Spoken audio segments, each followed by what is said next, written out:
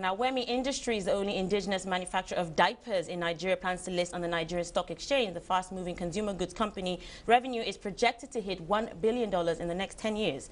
Paul Odunaya, Wemy Industries Managing Director, joins us now. Paul, it's great to have you on the show. I have to kick off by asking about those plans to list on the NSE. I guess the big question is when?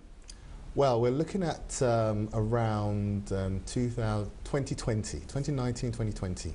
Well, that's a very long way to go. Yeah. Of course, your business has been here for what, over 20 years? Why? Over 30 years. Over 30 years. So, I mean, why is now, the time that you're actually planning to list? Why didn't you plan to do this earlier? Well, it's to do with timing and historicals.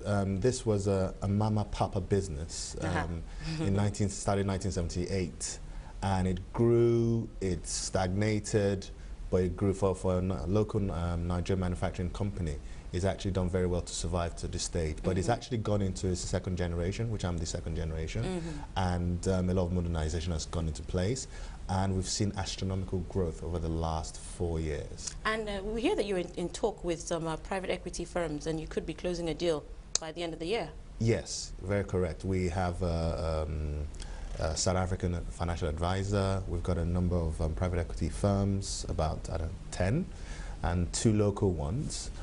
Who are really interested. We're actually pleasantly surprised about with the amount of interest in the business, yes. And your revenue has grown, what, 500% in 2014. What was the driver for growth in your earnings last year? I think we're the right business. We're a non-oil business. We're a consumer-based business, fast-moving consumer goods, women, pads, babies. We have a lot of babies in this country. We like to have babies.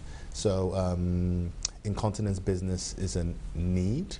And in order to sustain our profitability, we need to continue to expand our manufacturing base. And because it's a mass market business, big is actually better.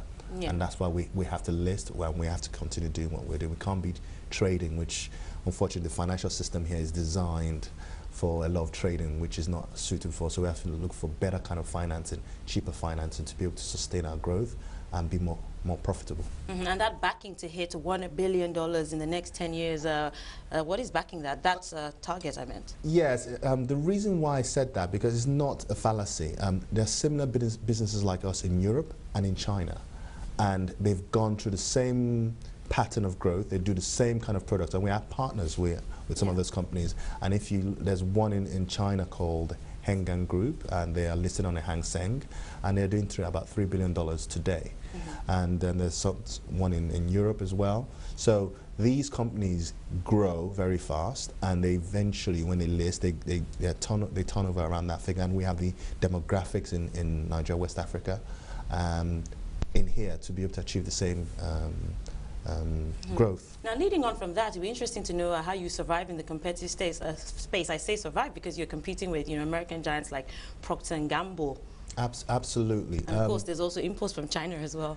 Yeah, absolutely. You're right. But I think the strength of our business is that the product lines, the product base, Dr. Brown's product base, they're all brothers, cousins, relatives. If you look at the pads, diapers, but if you look at our competitors, they might do a pad, they might also do batteries.